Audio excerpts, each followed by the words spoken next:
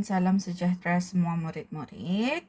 Untuk video kali ini, cikgu akan berkongsi 2.2 operasi asas metrik. Tapi untuk bahagian kali ini, cikgu hanya berkongsi mengenai menambah dan menolak matriks. Okey, itu adalah standard pembelajaran kita hari ini. Tapi sebelum itu, cikgu ingin ingatkan, okey, untuk penambahan dan penolakan matriks, hanya boleh dilaksanakan pada matriks yang sama peringkat. Sebelum ini kamu sudah lihat macam mana kita menentukan peringkat. So, untuk penambahan dan penolakannya, mesti pastikan kedua-dua ataupun semua matriks itu berada pada peringkat yang sama. Barulah kita boleh jalankan operasi menambah ataupun menolak. Okey, baik. Kita teruskan. Kita lihat dulu contoh 6, menentukan sama ada penambahan dan penolakan boleh dilaksanakan pada pasangan matriks berikut. Berikan sebab anda. Okey, matriks yang pertama dulu kita tengok. A dan juga B, bolehkah kita tambah ataupun kita tolakkan? Tidak boleh.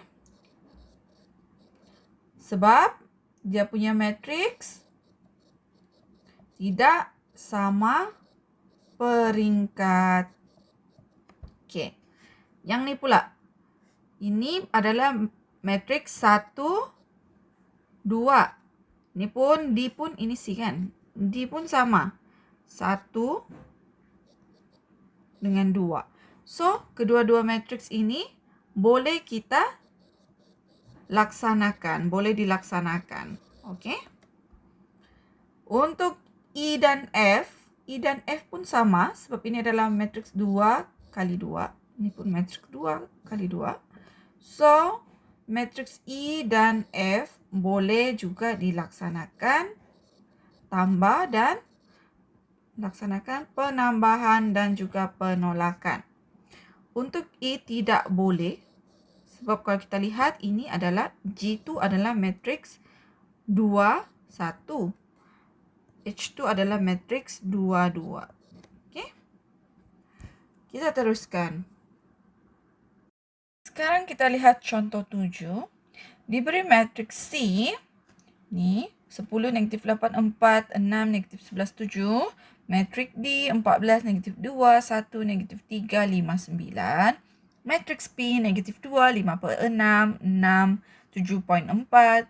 Negatif 13, 5, 1, 9, 1 per 4. Dan matriks Q 18, 1 per 3, negatif 7, 2.5, negatif 8, 3, 12, 0, 0.4. So, kita diminta hitung C tambah D dulu. So, kita buatlah di sini. C tambah D sama dengan. Okey, ambil matriks C. Matriks C tadi adalah 10, negatif 8, 4, 6, negatif 11, 7. Tambah dengan matriks D. Matriks D adalah 14, negatif 2, 1, negatif 3, 5, 9. So, kita selesaikan. Untuk penambahan, pastikan kita tambahkan pada unsur yang sama, kedudukan yang sama. Okey, so kita lihat 10 tambah dengan 14. Negatif 8 pula tambahkan dengan negatif 2. 4 tambahkan dengan 1. Okey, boleh nampak? Tandakan guna pen merah. 10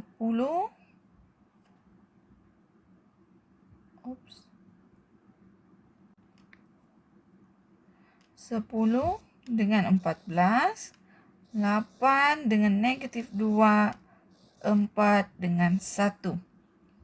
Okey, yang di bahagian bawah pula.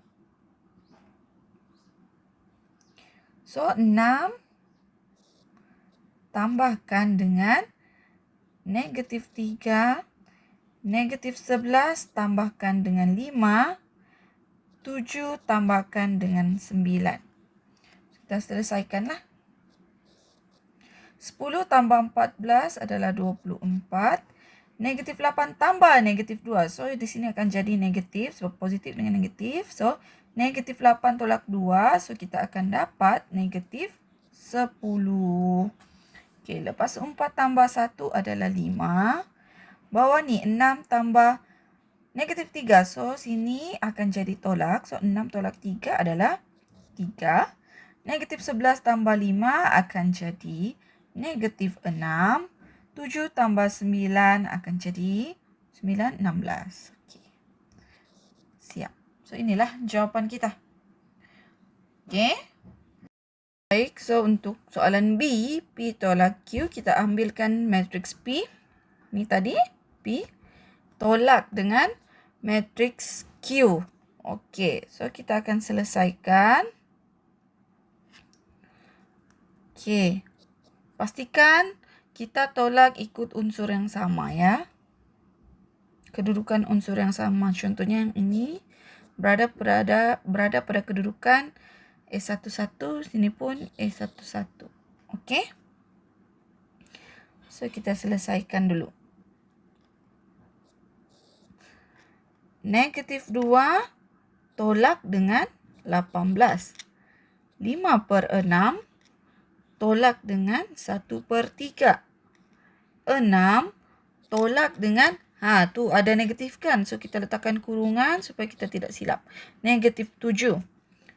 Kemudian 7/4 tolak dengan 2.5. Lepas tu negatif 13 tolak dengan negatif 8. Ada negatif lagi, kurungan jangan lupa. 5 tolak 3. Okey, bawah pula, row paling bawah. 1 tolak 12. 9 tolak 0. 1/4 tolak 0.4. So, tutupkan. Okey, so kita kira sahajalah. Macam biasa, kita boleh gunakan kalkulator. Okey, negatif 2 tolak dengan 18 adalah negatif 20. Okey, 5/6. 5/6 tolak dengan 1/3 adalah 1/2. Okey, ni jangan lupa. 6 tolak negatif 7. So, negatif-negatif dia akan jadi positif. Maksudnya 6 tambah 7 adalah 13. Kemudian 7/4 tolak dengan 2.5 adalah 4/9. Kemudian yang ini pun negatif 13 tolak negatif 8 sebelah sini akan jadi positif. Kita juga tukar dan warna merah lah. Sebelah sini akan jadi positif nanti. Okey, so negatif 13 tolak negatif 8 adalah negatif 5. 5 tolak 3 /2. Kemudian 1 tolak 12 adalah negatif 11. 9 tolak 0 adalah 9. Kemudian 1/4 tolakkan dengan 0.4 adalah negatif 0.15. Okey. So, selesai. Itu saja untuk penambahan dengan penolakan.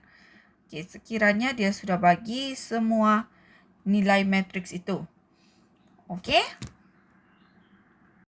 Baiklah, kita lihat pula contoh 8. Ada soalan. Cikgu, bagaimana pula kalau soalan matriks itu dia ada nilai X, ada Y? Macam mana kita mau selesaikan? So, untuk contoh 8 ini, cikgu akan tunjukkan macam mana kita selesaikan sekiranya kita ada pemboleh ubah. Okey, contoh sekarang diberi matriks D sama dengan 2X tolak 1, negatif 3, negatif 12, 5 tambah Y. Okey, matriks E pula dia berikan di situ X 2, Y 7. Baik. Dan dia bagi tahu kita, sekiranya D ditambahkan dengan E, kita akan dapat 8, negatif 1, negatif 5, 13. Hitung nilai X dan nilai Y. Macam mana kita mau selesaikan soalan sekiranya begini? Okey. Pertama, kita ambilkan dulu yang ni. Yang sudah dia berikan. Kita ambil sini. ditambah I adalah sama dengan 8 tolak 1 negatif 5, 13. Okey. Ni jawapan kan, ditambah I. Sudah dapat jawapan. So, kita dari sebelah kiri ni. Okey, D apa? D kita adalah 2X tolak 1 negatif 3 negatif 12 5 tambah Y. Okey, ni D. Tambah dengan I. I kita tadi apa? X 27Y. Sama dengan yang nilai kita sudah dapat tadi diberikan. Y tolak 1 negatif 5, 13. Okey, dari sini kita selesaikanlah. Okey, kalau kita lihat ini pun memang matriks peringkat yang sama sebab sini dia ada baris 1, baris 2. Jadi 2 darab 2 kan? Ini pun sama, 2 kali 2. Okey, so kita boleh selesaikan. Okey, kita balik. Okey, so macam mana kita selesaikan? Kita pastikan kita tambah dengan unsur yang sama. Okey, cikgu pakai ni. Contohnya ni 2X tolak 1 dengan X. Kemudian cikgu pakai color lain untuk buat kamu nampak. Okey. Ini negatif 3 dengan yang ni. Okey, yang negatif 12 dekat bawah pula. Ni. Dengan 7. Okey. Kemudian satu kali lagi pepelah. Yang bawah ni, 5 tambah Y ni adalah sebenarnya dengan yang ni. Okey, so dia punya hubung kait sama sejalan dekat sini. Okey, maksudnya nanti 2X tolak 1 tambah dengan X, jawapannya adalah yang unsur yang sini. Dia mesti sama, dia punya unsur. Boleh nampak? Okey, kemudian yang ini nanti. Negatif 3 tambah dengan 2. Sinilah. Negatif 1 sepatutnya. Okey, so kita teruskan. Warna tadi. Okey. Negatif 12 tambah dengan 7. Kita akan dapat yang ini. Iaitu negatif 5. Kemudian apabila kita tambahkan 5 tambah Y. Tambah lagi Y ni. Dia akan dapat sama dengan 13. Okey. Adakah kita perlu kira semua ni? Macam kita buat matriks di atas? Tidak perlu. Kita hanya selesaikan saja untuk cari nilai X dan Y. Okey, so kita teruskan. Tadi yang kita perlu cari, kita cari X dululah. Nih. Okey, 2X tolak 1. Tambahkan dengan X sama dengan 8. Okay, so, kita boleh selesaikan 2X tambah X adalah 3X. Tolak 1 sama dengan 8. Okay, sama dengan, sebab ini pun adalah nombor, so kita pindahkan ke sebelah. Kita akan dapat 3X. Sini tolak ke sebelah, dia akan jadi tambah 1. Okey, so kita akan dapat 8 tambah 1, 9. Sini 3X. Okey, cikgu selalu maklumkan dengan belajar cikgu. Sekiranya 3X dia melekat tanpa ada operasi di tengah-tengahnya, maksudnya itu adalah operasi darab. So, kalau pindah ke sebelah, kita akan jadi bahagi 9/3. Kita dapat ringkaskan 1, sini 3. Maksudnya nilai X kita adalah 3. Kita cari pula nilai Y. So, nilai Y adalah, sini tadi, 5 tambah Y sama dengan 13.